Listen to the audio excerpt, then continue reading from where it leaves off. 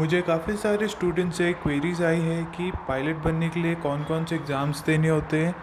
Pilot बनने के लिए आपको 5 TGC एग्ज़ाम्स और एक RDR-A एग्ज़ाम आपको देना होता है।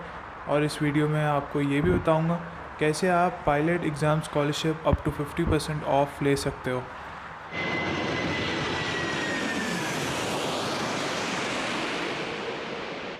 सबसे पहला DGC एग्ज़ाम्स का जो सब्जेक्ट है वो है एयर नेविगेशन। एयर नेविगेशन का क्या मतलब होता है? इसका मतलब ये है कि आपको अपने एयरक्राफ्ट को एक लोकेशन से दूसरे लोकेशन नेविगेट करके उसको वहाँ पे पहुँचाना होता है। तो हमें एयरक्राफ्ट में काफ़ी सारे navigation equipments, instruments, procedures, protocols दिए जाते हैं जिसको हमें फॉलो करना होता है, और हम इस सब्जेक्ट में इन सब चीज़ों को यूज़ करना सीखेंगे। दूसरा सब्जेक्ट DGC एग्ज़ाम्स का है वो है एयर रेगुलेशंस। रेगुलेशंस का मतलब होता है रूल्स, और एयर रेगुलेशन का मतलब हो गया एयरक्राफ्ट के रिगार्डिंग जितने भी रूल्स और रेगुलेशंस हैं वो आपको इस सब्जेक्ट में पढ़ाए जाएंगे। फॉर एग्ज़ाम्पल, आप एक एयरक्राफ्ट फ्लाई कर रहे हो और आपके सामने एक और एयरक्राफ्ट है, आप उसको ओवरटेक करना चाहते हो। नॉर्मली आपके पास दो ऑप्शन है, आप उसको लेफ़्ट से कर सकते हो या राइट से कर सकते हो। बट एयर रेगुलेशन के हिसाब से आपको जो भी ओवरटेक करना होता है वो आप हमेशा राइट से करते हो।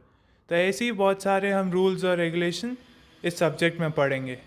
थर्ड सब्जेक्ट DGC एग्ज़ाम्स का है वो है एयर मेट्रोलॉजी।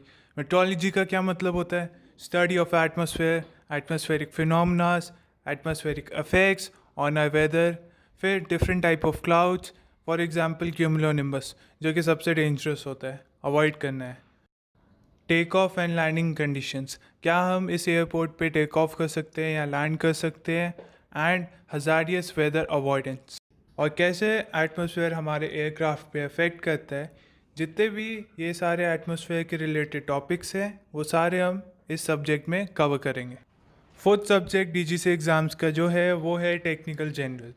इसमें जितने भी टेक्निकल एस्पेक्ट्स हैं एयरक्राफ्ट के बारे में वो सब इसमें पढ़ाए जाएंगे, जैसे कि how does an aircraft lift produce, four forces acting on an aircraft जो कि है थ्रस्ट, ड्रैग, वेट और लिफ्ट। अगर हमारा लिफ्ट कंपोनेंट वेट से ज़्यादा है तो एयरक्राफ्ट क्लाइंब करेगा, अगर वेट ज़्यादा है तो एयरक्राफ्ट डिसेंड करेगा, थ्रस्ट अगर ज़्यादा है तो एयरक्राफ्ट आगे एक्सेलरेट करेगा, अगर हमारा ड्रैग ज़्यादा है थ्रस्ट से तो एयरक्राफ्ट डी एक्सेलरेट और स्लो डाउन होगा। तो ऐसे जितने भी टेक्निकल टॉपिक्स हैं वो सारे इस सब्जेक्ट में पढ़ाए जाएंगे, और जो कि काफ़ी इंटरेस्टिंग है।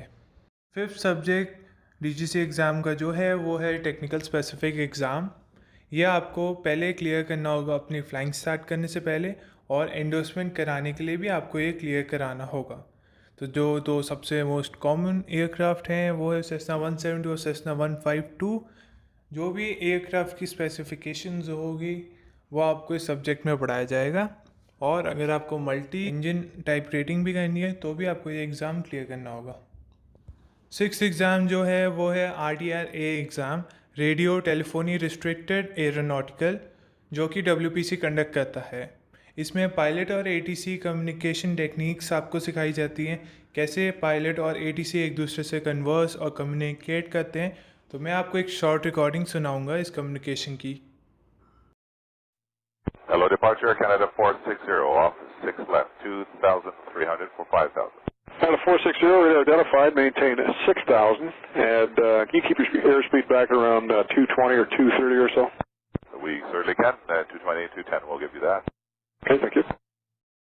अगर आपको DGC एग्ज़ाम्स की क्लासेस लेनी है तो आप कैप्टन आलूवाली एविएशन एकेडमी से ले सकते हो, जो कि बेस्ट एविएशन एकेडमी है DGC एग्ज़ाम्स के लिए, जहाँ पे आपको merit based scholarship up to 50% off on DGC ground classes मिलेगी 12th क्लास के परसेंटेज के बेस पे।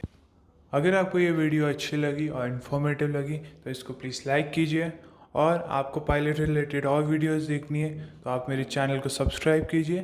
Thank you and have a nice day.